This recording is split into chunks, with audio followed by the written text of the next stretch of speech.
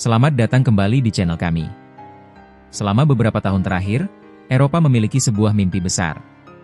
Sebuah visi untuk membangun kekuatan militer yang mandiri dan mampu bersaing dengan raksasa seperti Amerika Serikat, Rusia, dan Cina. Proyek ambisius ini bernama Future Combat Air System atau FCAS, dengan nilai fantastis, sekitar 2.968 triliun rupiah. Namun, mimpi itu kini berada di ambang kehancuran. Proyek FCAS, yang seharusnya menjadi simbol persatuan Eropa, justru terancam terhenti total akibat perseteruan sengit antara Prancis dan Jerman. Lalu, apa yang sebenarnya terjadi? Bagaimana dua negara kunci di Eropa bisa berkonflik dalam proyek sebesar ini? Dan apa artinya jika proyek ini benar-benar gagal? Mari kita bedah tuntas akar masalah di balik krisis yang mengancam kredibilitas militer Eropa. FCAS adalah proyek yang sangat penting. Proyek ini bertujuan untuk menggantikan armada jet tempur Rafale dan Eurovictor Typhoon pada tahun 2040. Namun, FCAS tidak hanya sekadar pesawat baru, tetapi sebuah sistem tempur udara masa depan yang terintegrasi penuh. Proyek ini digagas sebagai jawaban atas kemajuan pesat yang dibuat oleh rival global. Amerika Serikat sedang mengembangkan pesawat generasi ke-6-nya melalui program Next Generation Air Dominance, NGAD, sementara Cina sudah memiliki jet tempur canggih seperti J-36 dan J-50. Eropa sadar, jika tidak bergerak cepat, mereka akan tertinggal. Namun, proyek ini kini menghadapi turbulensi berbahaya. Masalahnya bukan lagi soal teknis, melainkan soal politik.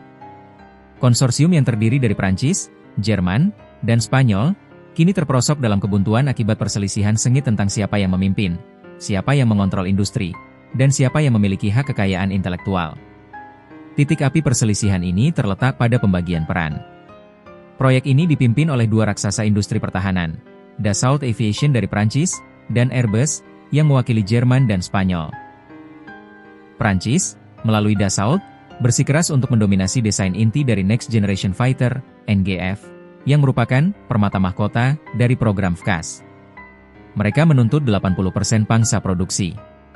Tuntutan ini langsung memicu kemarahan Jerman. Jerman melihat ini sebagai serangan langsung terhadap saham industrinya. Ada kekhawatiran besar bahwa insinyur Jerman akan direduksi statusnya menjadi subkontraktor belaka, dalam sebuah kemitraan yang seharusnya setara. CEO Dassault, Eric Trappier, bahkan secara belak-belakan telah mengancam untuk menarik diri.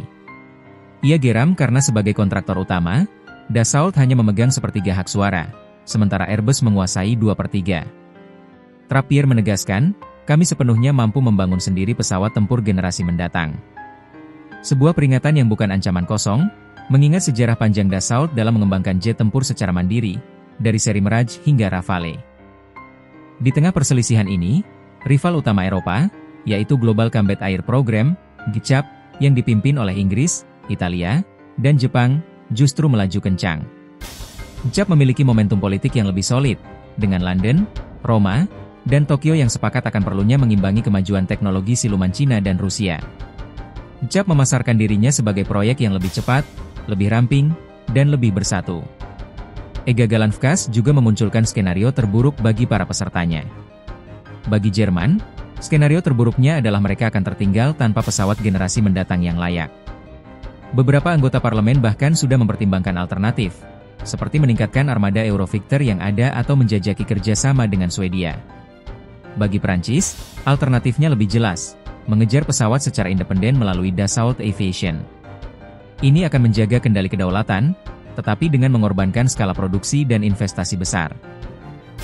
Pada akhirnya, keruntuhan FCAS menunjukkan sebuah kebenaran pahit. Meski menghadapi ancaman eksternal yang sama, Eropa masih kesulitan untuk bersatu.